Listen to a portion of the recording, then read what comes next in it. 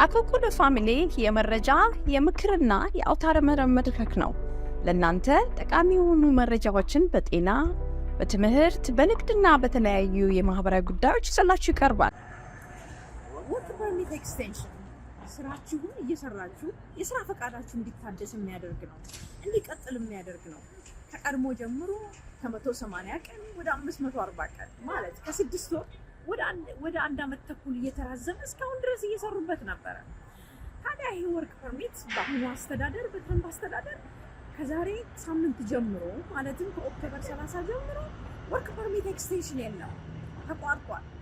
ስራ ላይ የሚውለው ደግሞ አሁን ነው። ግን እናንተ ገብታችሁ ይሄንን አስተያየት በመስጠት ጉዳዩ አቅጣጫውን እንዲቀይር ተጽዕኖ ማድረግ ትችላላችሁ። እንዴት? አስተያየት እንድትሰጡ ለጥፎላችኋል። ሊንኩን በዩቲዩብ ኮሜንት ያስቀምጥላችኋለሁ። እዛ ላይ ገብታችሁ አስተያየታችሁን መስጠት ትችላላችሁ። እንደ ሰራተኛ እንዲሁም ደግሞ እንደ ቀጣሪ አስተያየት መስጠት ትችላላችሁ።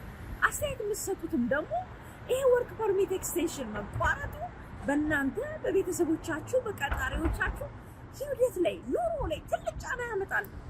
በዚህ ላይ የተጎዱት እነማን ናቸው? ወርክ ፐርሚት የተሰጣቸው በቲቢኤስ የመጡ ቴምፖራሪ ፕሮቴክቲቭ ስታተስ፣ በሁለተኛ በአሳይለም የመጡ ይጎዳሉ። በሶስተኛ ደረጃ ስኪልድ ወርከርስ የሚባሉ H1B ቪዛ ያላቸው ባለቤቶቻቸው እንደዚሁ በወርክ ፐርሚት እነሱ እዚህ ሀገር እየታደሰላቸው የሚኖሩ ነበሩ፣ እነሱ ይጎዳሉ።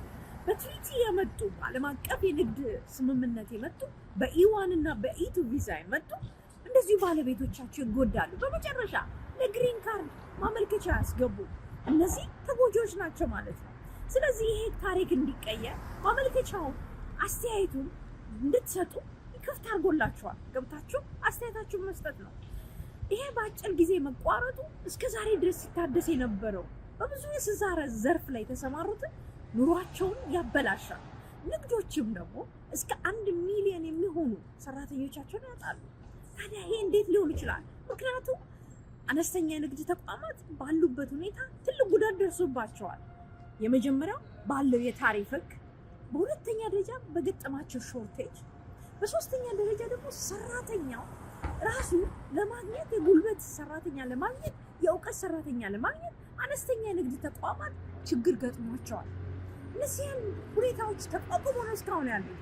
አሁን ደግሞ ኢሚግሬሽን የሚጨምርባቸው ሌላው ጫና እነዚህን የወርክ ፐርሚት የተሰጣቸው ማቋረጥ ነው።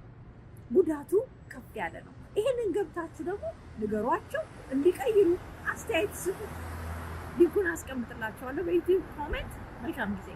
ዌብሳይታችንን akokulufamily.com ይጎብኙ። በሶሻል ሚዲያም ተከተሉን። አኮኩሉ ፋሚሊ